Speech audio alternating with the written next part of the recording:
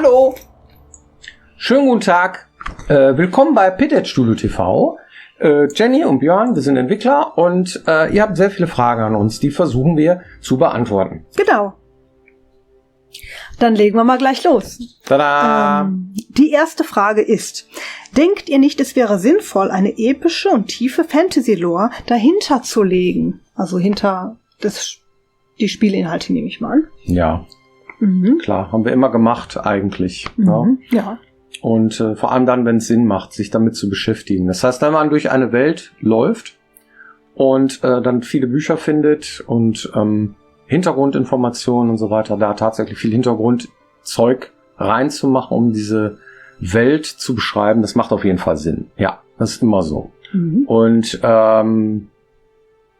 wie groß diese Welt ist, die man dann kreiert, die hängt dann vom Spiel ab und auch von der Spiellänge und Größe und solche Dinge. Ne? Also bei Elex zum Beispiel, da haben wir mal ein riesen Universum dahinter gemacht, so, ne? Da haben wir sehr viel Hintergrundinformationen über die ganzen Gilden und so, wann sie mal angefangen haben, wie sie entstanden sind und wie der Zeitstrahl war, wann der Protagonist geboren ist und wie das dann war und dies und das und so weiter. Das haben wir dann auch gemacht und auch über diese Historie, über die Welt und so. Das macht Sinn, ja, klar. Ja. Wir haben das auch jetzt gemacht, dass wir sehr viele Sachen quasi später im Laufe des Spiels, wenn man so durch den Dungeon kommt, erfährt und immer mehr dazu lernt über die Welt um sich herum, sage ich jetzt mal so. Darüber reden wir aber noch nicht ganz so viel, weil wir glauben, dass es viel schöner ist, wenn ihr das erlebt. Also wenn ihr das erst seht und hört und merkt, wenn ihr das Spiel selber spielt. Das ist natürlich eine Gratwanderung, weil auf der einen Seite könnte man mit sowas ja werben, auf der anderen Seite ist es aber auch entzaubernd, wenn man das Spiel noch gar nicht gespielt hat und schon Dinge über Hintergründe erfährt. Und darum versuchen wir da möglichst alles, was nötig ist, zu sagen, aber vieles halt auch noch nicht zu sagen. Also es gibt so Leute wie Scotty, die gucken sich auch das Making-of von einem Film an, bevor er den Film gesehen hat. Hat er teilweise auch gemacht, ja. Genau, also da haben wir uns jetzt entschieden, dass ihr vielleicht einige Sachen einfach erspielt später. Yep. Na, so lang ist unser Spiel ja nicht, deswegen schafft ihr das bestimmt. Also, nächste Frage. Kann man Kralon schon auf der Xbox Series X und S wishlisten? Und auch zum Zeitpunkt der Ausstrahlung dieser Folge wird das wahrscheinlich noch nicht der Fall sein. Wir werden erstmal, wir haben ja jetzt einen Partner, mit dem wir zusammen die Konsolenportierung machen. Das ist Artex. Und die kommunizieren zum Beispiel auch mit Microsoft und Sony, Gott sei Dank. Dann nehmen die uns da die Arbeit ab und dann entscheiden die auch später, wann der richtige Zeitpunkt ist, wann das Spiel dort quasi im Shop erscheint und wann nicht. Jetzt gucken wir erstmal, dass wir es überhaupt portiert bekommen und forcieren diesen Prozess und das ist jetzt mittendrin. Da müsst ihr euch einfach noch ein kleines bisschen gedulden. Das ist auch eine lustige Frage. Hier schreibt jemand, ich mag Computerspiele, die hauptsächlich unter freiem Himmel stattfinden. Kralon macht mir den Eindruck, als würde es ausschließlich im Dungeon spielen. Ein Dungeon Crawler halt. Könnt ihr mir euer neues Projekt trotzdem irgendwie schmackhaft machen? Ja, also ich verstehe das. Unter freiem Himmel ist cool, keine Frage. Ich spiele auch sehr viele Spiele gern unter dem freien Himmel. Aber ich mag auch Dungeon Crawler tatsächlich. Also dieses gedrungene, gruselige, du bist in so einer Gegend irgendwie, die bedrohlich ist. Du musst versuchen, an den Viechern, die da rumhängen, irgendwie vorbeizukommen, die Rätsel zu lösen und dich von diesen Dingen zu befreien. Ja, also das mag ich schon. Man hat unterschiedliche Gegenden, die auch unterschiedlich aussehen. Das heißt also, man hat mal größere Sachen, man hat auch teilweise große Gebäude da drin und so weiter. Das heißt, freier Himmel hast du nicht, aber das macht den Charme aus von dieser Welt, die wir da kreieren. Ich mag sowas, ich bin hier komplett am Arsch, ja, und muss irgendwie versuchen klarzukommen und weiß nicht, was um der nächste Ecke passiert. Das finde ich spannend. Ich mag sowas. Und deswegen machen wir so ein Spiel in dieser Art. Ja, also wie man das dann macht, dass es nicht langweilig wird, ist auch einfach, dass man unterschiedliche Themen einfach reinbaut. Das heißt, je weiter du spielst, desto eher bist du dann auch mit unterschiedlichen Inhalten beschäftigt und das alleine finden wir schon spannend. Und wenn du dir tatsächlich nicht sicher bist, ob das Spiel was für dich ist, was ja auch sein kann einfach, dann haben wir auf jeden Fall noch vor der Veröffentlichung des eigentlichen Spiels, das man dann kaufen kann, eine Demo anzubieten, die man sich angucken kann. Auch jetzt kann man das auch schon auf verschiedenen Messen, aber wenn du da jetzt nicht hinkommst, kannst du dann irgendwann zu einem Zeitpunkt, wo wir sagen, okay, jetzt sind wir soweit, das Spiel einfach im Internet mal antesten und dann kannst du immer noch entscheiden, okay, ist das was für mich oder ist das nix? Und dann ist es auch vollkommen valide zu sagen, danach entscheide ich, ob ich es mir kaufe oder nicht. Ja, das würden wir ja genauso machen. Ja. Also hier fragt jemand eine Frage als User, also Endkunde, nehme ich an, dass bei einem rein digitalen Vertrieb mehr Gewinn für die Publisher oder Entwickler bleibt, als bei physischen Versionen, wo ja sehr viele Kosten dazukommen, wie das Presswerk, die Druckerei, die Verpackung, der Großhandel und Einzelhandel. Ist das wirklich so? Ja, kann sein, aber es ist gar nicht so entscheidend. Entscheidend ist vielmehr, kriegt man das vernünftig logistisch vertrieben, das Ding. Ne? Das heißt, also es ist auch sehr viel mehr Aufwand, der dahinter steckt. Nicht nur die reinen Kosten für die Packung oder irgendwie sowas. Ja? Das heißt also, da muss man schauen, ob sich das überhaupt lohnt für so einen Dings. Und vor allem ist der haptische Bereich mittlerweile auch sehr viel kleiner geworden. Das heißt also, Computerspiele hat man damals in Disketten hin und her geschleppt. Dann kam das Internet und es wurde dann schnell und besser und größer. Und deswegen ist das eigentlich schon liebhabermäßig so, dass man sagt, okay, man bietet eine haptische Version an für Menschen, die das gerne sich in den Schrank stellen möchten. Dann ist es mehr so ein Liebhaberding so, ne? Und das ist die Entscheidung, die wir dann treffen müssen. Wir wissen, wenn wir unser Spiel rausbringen, dass man vornehmlich digital das kauft, das Spiel.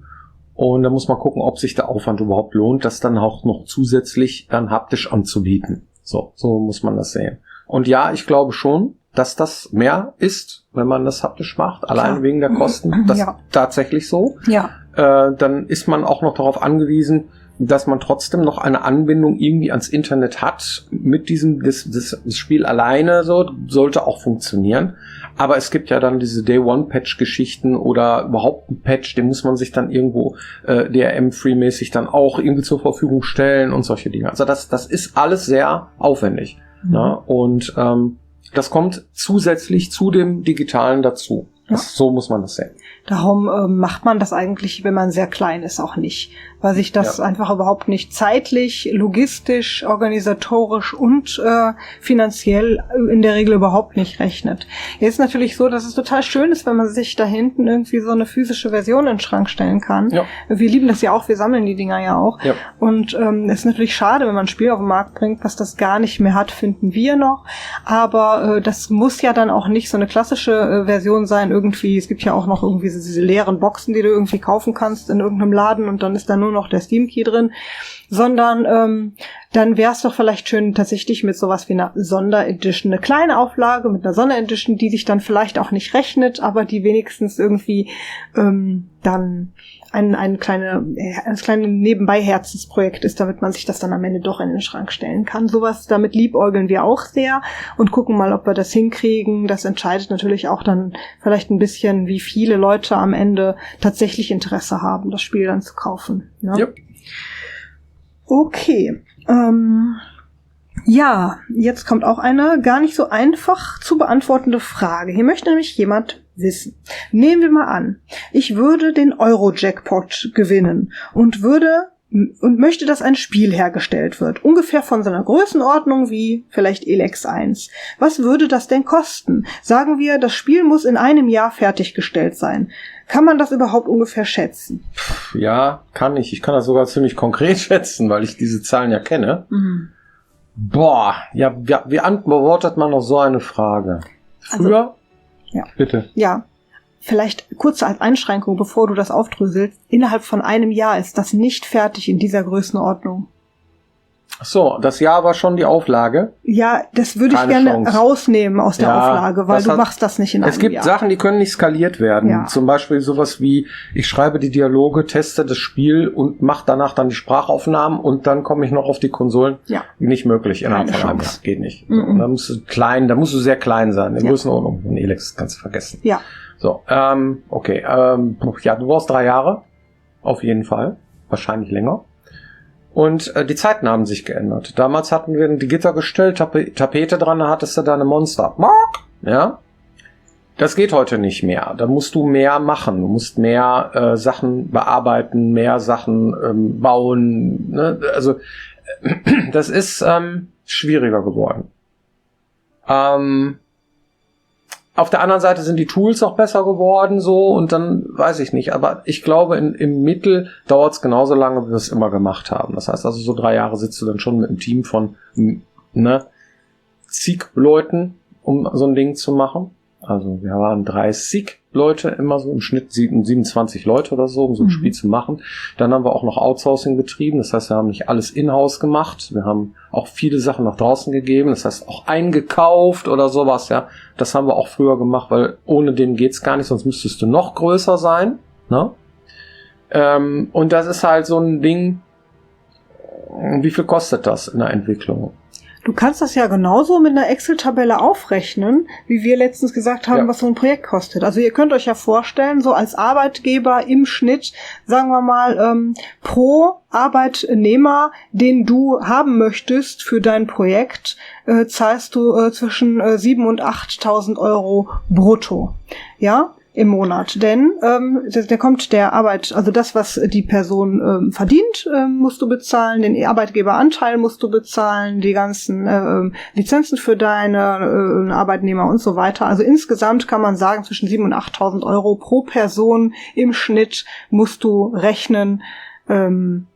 Und dann verdient er aber auch nicht das Geld, sondern... Ne, nein, natürlich nicht. Der verdient dann entsprechend natürlich viel weniger. Aber ne, das ist so das Volumen, was du rechnest. Mit Miete, mit allem drum und dran. Genau. Ja. Und das legst du zugrunde, guckst dann, wie viele Arbeiter möchtest du dann damit beschäftigen, wie viele brauchst du denn für jeden Bereich, den du da... Also wir haben ja mit so einem Projekt wie Elex zum Beispiel alle Bereiche bespielt. Den Levelbereich, den Animationsbereich, den Musik, den Storybereich, den Programmierbereich, der im Übrigen der größte war und so weiter. Und all diese Bereiche musst du mit Arbeitern ausfüllen, sagen wir mal. Welcher war der größte? Programmierbereich. Okay, ja. Also gesondert kann man so sagen, ja, aber größer war eigentlich der Content-Bereich, wenn man das so sagen darf.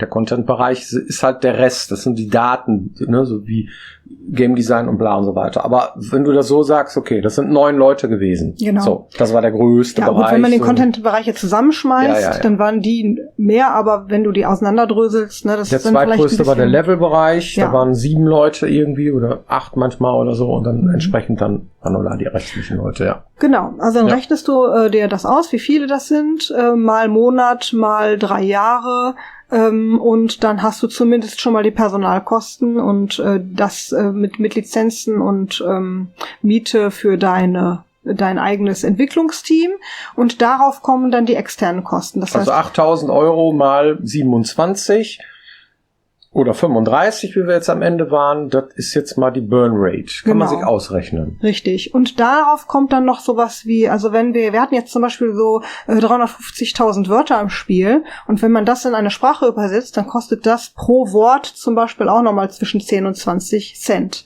Und das kannst du dir dann ausrechnen, ne, dass je nach Sprache halt unterschiedlich und je nach Firma, die man damit beauftragt, sind dann nochmal die Lokalisationskosten, die alleine darauf kommen. Wie viele Sprachen willst du denn am Ende haben? Und dann hast du nochmal die Sprachaufnahmen, die oben drauf kommen. Ja, also wir waren aber auch ein kleines Team. Die meisten Teams, die Spiele dieser Größenordnung machen, sind doppelt oder dreimal so groß. Das muss man auch noch dazu sagen. Was dann irgendwann, wenn man sich das ausrechnet, dann sich fragt, das kriegt man doch gar nicht rein, mehr die Kohle. Wie viel Einheiten müsste man dann verkaufen? Dann müsstet ihr ja 1 Million Einheiten verkaufen, damit sie das rechnet. Ja, das stimmt. Das müsste man. Das ist ja auch bei vielen Firmen so. Und darum ist es momentan ein bisschen schwierig, den AA-Bereich zu bedienen. Genau. Ne? Es gibt viele, die finden es auch noch super und funktioniert auch, ne? Aber bei vielen funktioniert das auch nicht mehr. Ja. Deswegen. Also kann man entweder sagen, dann muss man auch noch im besten Falle nochmal einen riesen Batzen an Geld aufs Marketing schmeißen, damit sich das am Ende überhaupt verkauft. Ja. Denn also es hat mal jemand gesagt, ganz salopp, irgendwie das, was du an Entwicklungskosten ausgibst, dasselbe an Summe müsstest du eigentlich auch nochmal an Marketingkosten ausgeben, damit das Spiel sich rentiert. Da kann man drüber streiten, wie viel es dann tatsächlich ist. Das machen auch viele Firmen sehr unterschiedlich und auch mit sehr unterschiedlichem Erfolg. Das ist dann tatsächlich ein Mysterium, ja. Da kann man ewig drüber diskutieren. Auf jeden Fall kostet dich ein solches Projekt viele Millionen Euro am Ende des Tages und dann muss man halt schauen, rentiert sich das. Eine Möglichkeit ist, es anders zu dimensionieren, zu sagen, ich mache vielleicht ein Spiel, was nicht alles können muss und dann kann man an Kosten vielleicht auch sparen und reduzieren. Oder man findet einen Geldgeber, der, gut, wenn du jetzt sagst, ich habe im Euro-Jackpot gewinnen und es ist egal, wo das Geld herkommt, kann man sich das vielleicht auch tatsächlich leisten. Aber das ist schon echt nicht ganz ohne. Darum strugglen ja auch so viele damit, weil die Kosten, die da wieder eingespielt werden müssen, da muss man halt unglaublich viele Menschen damit erreichen, damit sich sowas rentiert.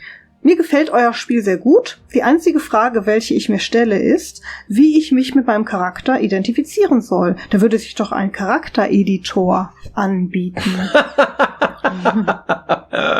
Ja, das ist auch nochmal eine riesige Aufgabe, sowas. Ja, da gibt's teilweise Spiele, die ganze Teams, mehrere sich Leute damit beschäftigen, so einen Charaktereditor zu machen. Das kann man ja auch cool sein soll. Ja, das haben wir früher schon nicht gemacht bei Piranha Bytes, weil es so viel Aufwand ist. Und jetzt als kleines Team erst recht nicht. Also das ist schon, es ist richtig, aber wir erzählen auch meistens Geschichten von einer ganz bestimmten Person. Weil wenn du es variabel hältst, dann möchtest du vielleicht auch eine Frau spielen und ein Mann und vielleicht auch noch irgendeine andere Rasse oder irgendwie sowas, ja, weil es ein Rollenspiel ist und das ist ein super Aufwand und den kann man sich eigentlich kaum leisten, es sei denn, man macht es sehr rudimentär, aber wir sind ja in diesem semi-realismus-grafischen Bereich da, ne, da macht man halt super viel Aufwand und dann sitzt du nur an diesem Editor und das Spiel kommt dann zu kurz. Das ist so mein Eindruck davon. Wir haben aber auch jetzt ein Spiel gemacht, bei dem wir wirklich eine ganz besondere, spezielle, auf diesen Charakter zugeschnittene Geschichte erzählen. Wahrscheinlich würdest du diese Frage nicht mehr stellen, hättest du das Spiel einmal gespielt. Und da sind wir mal gespannt, was du dazu sagst, wenn du vielleicht tatsächlich dazu kommst. Also diese Frage wird inhaltlich am Ende des Tages dann auch beantwortet. Wunderbar. Vielen lieben Dank für eure Aufmerksamkeit und hoffentlich nächste Woche wieder hier, wenn es heißt Pitted Studio TV. Genau. Dankeschön. Ja. Tschüss. Ciao. Ja, und nicht zu vergessen, wenn ihr es noch nicht getan habt, Wishlisten hilft ganz viel und gerne neue Fragen unten in die Kommentare, dann sammeln wir uns da raus. Vielen Dank für alle, die etwas gefragt haben.